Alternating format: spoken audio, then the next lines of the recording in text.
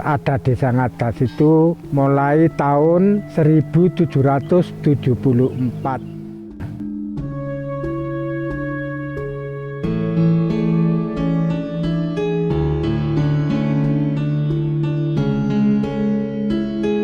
Ngadas, sebuah desa adat yang terletak di wilayah Taman Nasional Bromo, Tengger Semeru, yang masuk dalam wilayah Kecamatan Poncokusumo, Kabupaten Malang, Provinsi Jawa Timur.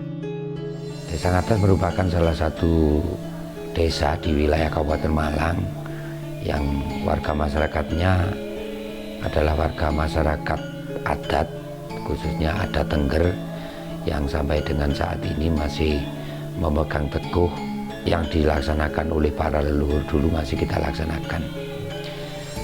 Ngadas mempunyai 2 dusun, yaitu satu dusun Ngadas dan dusun Jarak Ijo. Ada 12 RT, 2 RW, hanya 2 RW. Penduduknya sekarang ada 1.736 jiwa yang dibagi 541 kakak. Menurut sejarah, yang pertama membuka desa adat Ngadas ini adalah Eyang Sedek, sekitar abad ke-18. Kemudian kalau kita melihat sejarah desa, memang Bedah Kerawang Desa Ngadas ini pada waktu itu dibuka oleh Mbah Sidik Wancono. Desa ini diberi nama Desa Ngadas karena dulu di sini banyak sekali tumbuhan adas Pulau Waras, sehingga diberi nama Desa Ngadas Rejo. Masyarakat Ngadas masih mempertahankan kepercayaan dari para leluhurnya. 1774 itu ada orang yang dari Tengger Probolinggo sebanyak 7 warga ke Desa Ngadas ini. Orang tersebut itu sudah beragama Buddha.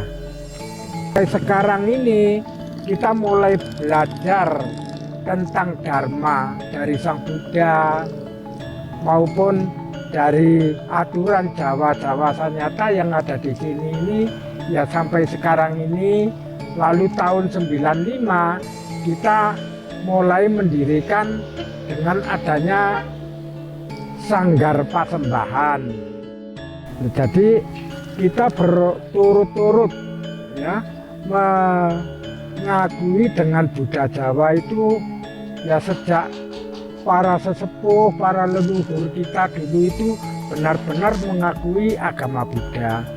Jadi kita belajar tentang atau berlatih tentang agama, terutama kita mempelajari Dhamma dari aturan Jawa, hukum-hukum Jawa yang berisi molimo, lalu kita padukan dengan Dharma Sang Buddha, namanya Pancasila Buddhis. Setelah itu kok ada suatu kesamaan. Kita mengaku dalam agama Buddha ini, dengan juga setelah ada kesamaan-kesamaan kita ngomong-ngomong sama sesepuh, sama-sama teman, yaitu Sang Buddha bisa dikatakan guru para dewa dan guru para manusia. Akhirnya kita mengikuti dengan adanya itu dan mengaku sebagai guru agung kita, yaitu Sang Siddhartha Gautama begitu. Ini cerita yang ada di Desa Ngadas. Mengapa kok demikian? Jadi kita masih meneruskan apa yang diajarkan Sabdo Palon dan Noyo Genggong yang masih tetap itu memegang dengan adanya agama Buddha begitu. Ini cerita singkat begitu. Setiap hari Rabu Legi, umat Buddha Desa Ngadas melaksanakan puja bakti atau ritual keagamaan dengan menyiapkan beberapa persembahan. Hasil kita musyawarah sama sesepuh pada saat itu, setiap hari Rebu Legi itu diwajibkan untuk sesaji kepada Yang Ibu Bumi. Kenapa kok harus Rebu Legi? Rebu adalah hari Buddha, karena sesepuh bisa hitung-hitung dengan kalender Tengger, DT, Soma, Nggara, Buddha, Respati, Sukra, Tumpek. Lalu leginya itu memang dipilih, jadi dipilih yang manis. Legi itu adalah manis, jadi hari Buddha yang manis bisa dikatakan seperti gitu.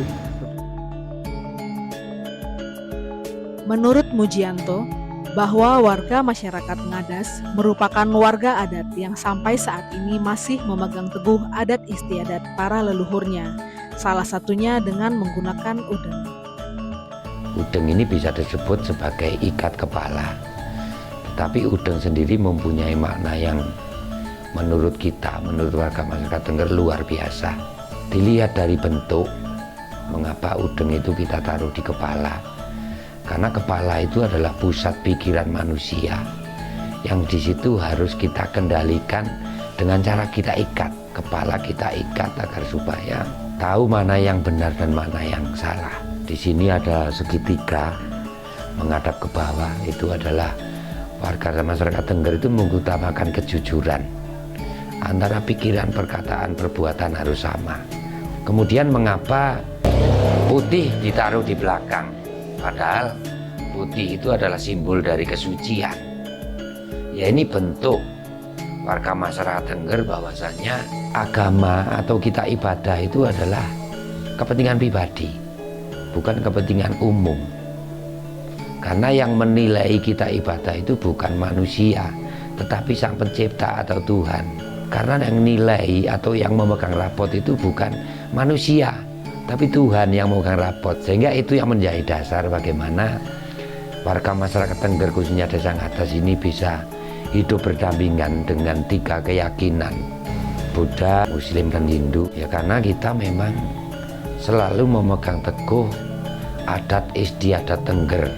Ini yang menjadi kunci mengapa Desa Ngadas ini bisa hidup berdampingan. Kemudian juga yang kedua, ya memang kita awal memang kita sebagai desa terpencil sehingga harus bersatu, dan di sini memang tidak ada orang lain, semuanya kita anggap saudara, sehingga orang dari manapun itu kita anggap saudara, bukan kita anggap orang lain.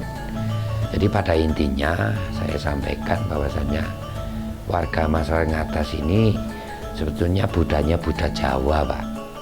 Sehingga apa yang dilaksanakan itu memang berkaitan dengan apa yang dilaksanakan para leluhur terdahulu.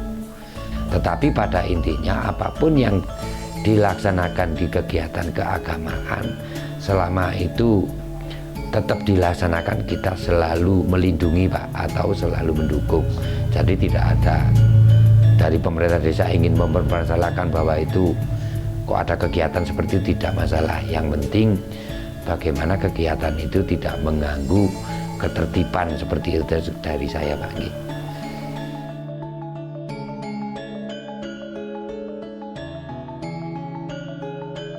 Ya, saya selaku pengelola Sanggar Pasembahan Wihara Paramita Desa Ngadas, Kecamatan Poncokusumo, Kabupaten Malang. Kami diamanahkan oleh umat Buddha Jawa Sanyata, khususnya yang ada di Desa Ngadas, dan juga para sesepuh, para penasehat, juga para pengurus yang lain, diamanahkan untuk mengelola Wihara Paramita yang ada di Desa Ngadas ini.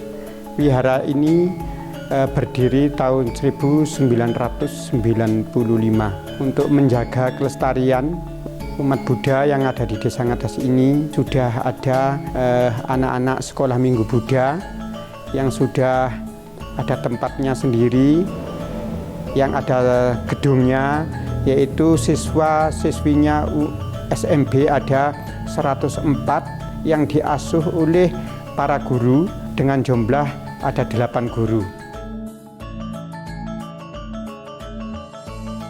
Kami membimbing anak-anak dengan pengetahuan Buddha Dharma, diantaranya baca parita, juga berlatih meditasi, kebaktian, dan lain-lain. Karena kami berupaya bagaimana untuk melestarikan Buddha Dharma ini yang telah diwariskan oleh Guru Agung kita, Sang Buddha Siddhartha Gautama.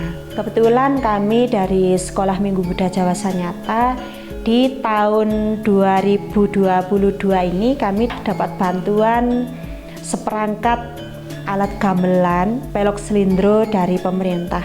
Dalam hal ini adalah Pembimas Buddha Provinsi Jawa Timur. Nah, ini menjadi motivasi kami untuk membimbing anak-anak dalam melestarikan Buddha Dharma juga adat dan budaya melalui musik gamelan.